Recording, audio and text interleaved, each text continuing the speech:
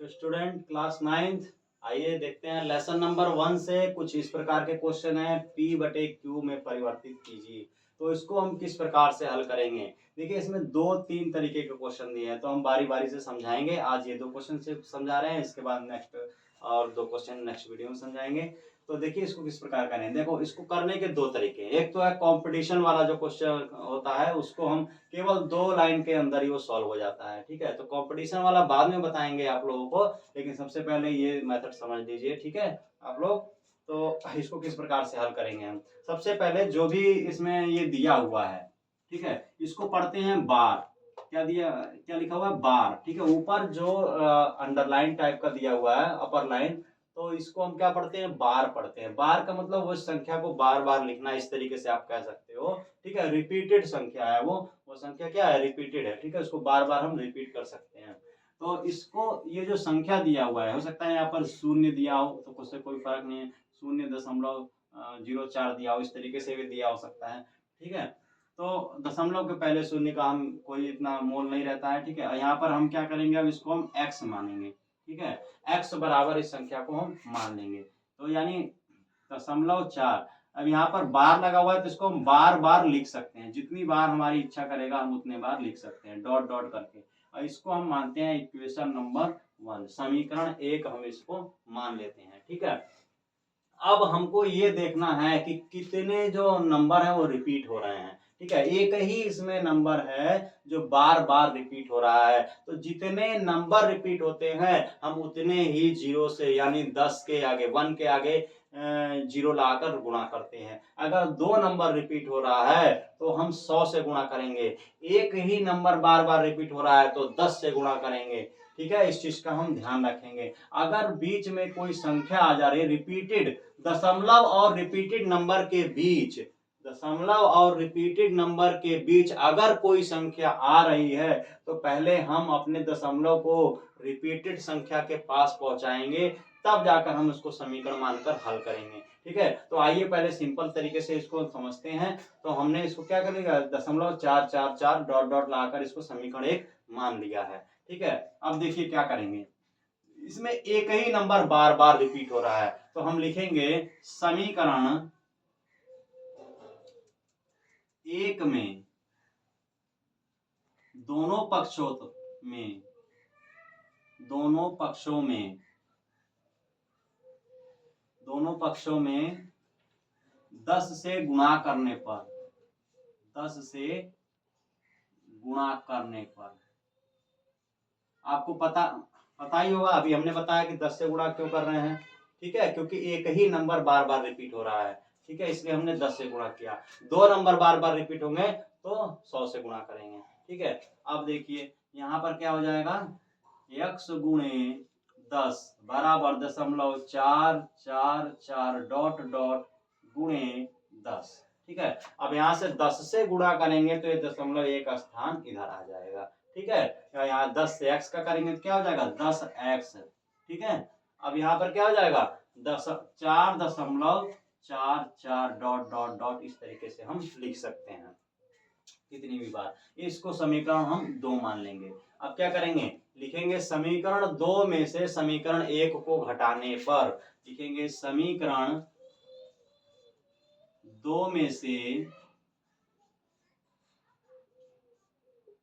समीकरण 1 को घटाने पर, समीकरण 1 को घटाने पर,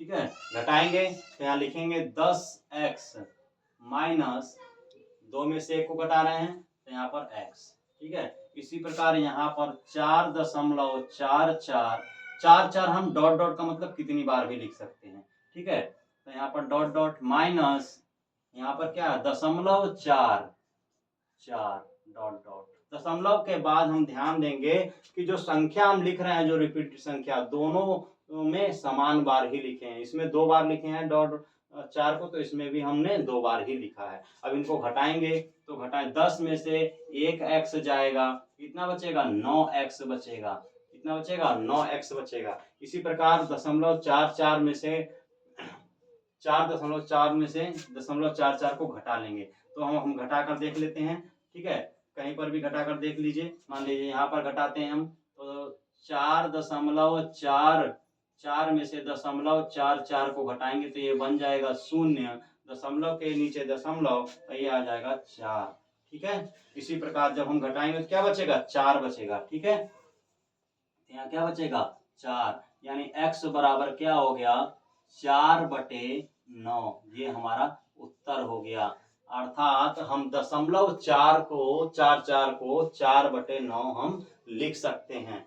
ठीक है, इसी प्रकार देखिए अगला प्रश्न इस तरीके से दिया है। इसमें भी एक ही नंबर बार बार रिपीट हो रहा है, लेकिन बीच में बिना रिपीटेड नंबर है। ठीक है, ऐसा अंक आ गया है बीच में जो रिपीट नहीं हो रहा है। तो हम इसको किस प्रकार हल करेंगे, तो सबसे पहले वही प्रोसीजर वही है। ठीक है, और हम ध्यान देंगे कि इसमें दशमलव को हमको कहाँ पहुंचाना है, पहले रिपीटेड नंबर के पास, तब हमारा क्वेश्चन फिर से इसी प्रकार बन जाएगा और उसको हम हल कर लेंगे।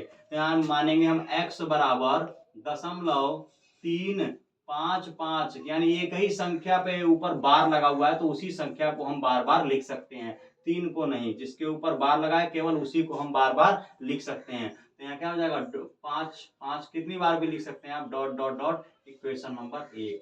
ठीक है, अब हमने बताया था दशमलव को कहाँ लेके चलेंगे, जहां से हमारा अंक रिपीट हो रहा है। तो इसके बीच में कितने अंक फंसे हुए हैं, एक ही अंक फंसा हुआ है। रिपीटेड नंबर और दशमलव के बीच कितने अंक फंसे हुए हैं, एक अंक है। तो जितने अंक फंसे रहेंगे हम उतने ही शून्य यानी 10, 100 आदि से गुणा करेंगे। यानी एक अंक फंसा हुआ है तो हम किससे गुणा करेंगे, 10 से गुणा करेंगे। अगर इन दशमलव और रिपीटेड अंक के बीच 2 अंक फंसे होते तो हम 100 से गुणा करते। तो यहाँ पर हम किससे गुणा करेंगे, 10 से गुणा करेंगे, क्योंकि एक ही अंक इसके बीच में फंसा हुआ है। ठीक है, तो यहाँ लिखेंगे समीकरण 1 में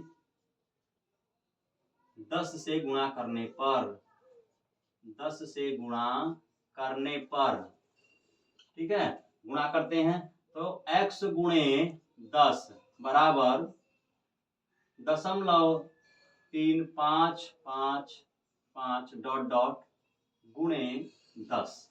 ठीक है, गुणा करेंगे तो क्या हो जाएगा, 10 का x से करेंगे 10x हो जाएगा बराबर। अब 10 से गुणा कर रहे हैं तो दशमलव एक स्थान इधर आ जाएगा, यानी 3.5 5। ठीक है, कितने बार भी हम इसको लिख सकते हैं। ये समीकरण हमारी हो गई 2। अब ये हमारा क्वेश्चन इस तरीके से बन चुका है। ठीक है, अब ये दशमलव कहाँ से शुरू हो रहा है, रिपीटेड नंबर के पास। यहाँ पे भी दशमलव कहाँ शुरू हो रहा है, रिपीटेड नंबर के पास। अब हम देखेंगे कि अब हमको कितने गुणा करना है। अब रिपीट कितने नंबर हो रहा है, एक ही अंक बार बार रिपीट हो रहा है, तो हम इसमें कितने से गुणा करेंगे, 10 से करेंगे। अगर 2 अंक रिपीट होते तो हम 100 से गुणा करते। तो लिखेंगे समीकरण 2 में पुनः, यानी फिर से कर रहे हैं इसलिए हम पुनः लिख रहे हैं, पुनः 10 से गुणा करने पर, 10 से गुणा करने पर,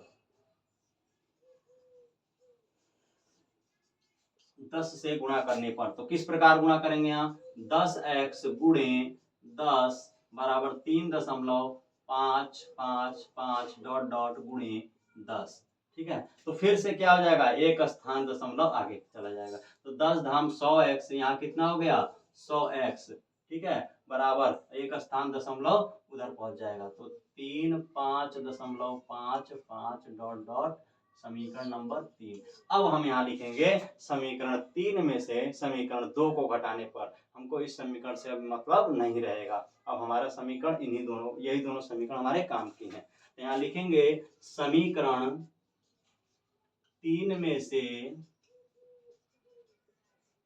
से 2 को घटाने पर, ठीक है, तो घटाएंगे तो यहाँ क्या लिखेंगे, 100x माइनस 10x, ठीक है, इक्वल टू 35.55। 2 बार लिखेंगे, चाहे एक बार, जितनी आपकी इच्छा हो लिख सकते हैं। ठीक है, dot dot minus 3.55 dot dot. ठीक है, अब इनको घटाएंगे हम, तो घटाएंगे क्या, 100 में से 10 जाए कितना बचेगा, 90x। ठीक है, 90x हो गया। यहाँ पर क्या हो जाएगा, अब इसको घटा कर देख लीजिए, 35.55, यहाँ हो जाएगा 3.55 5, इसको घटाएंगे तो ये शून्य हो जाएगा दशमलव, 5 में से 3 जाएगा 2, यहाँ पर बचा 3, ठीक है, यहाँ हो जाएगा 32, ठीक। अब यहाँ पर हम इसको क्या कर देंगे, यहाँ पर जाएगा 32/90, ठीक है। इसको चाहे तो हम काट सकते हैं, यहाँ हो जाएगा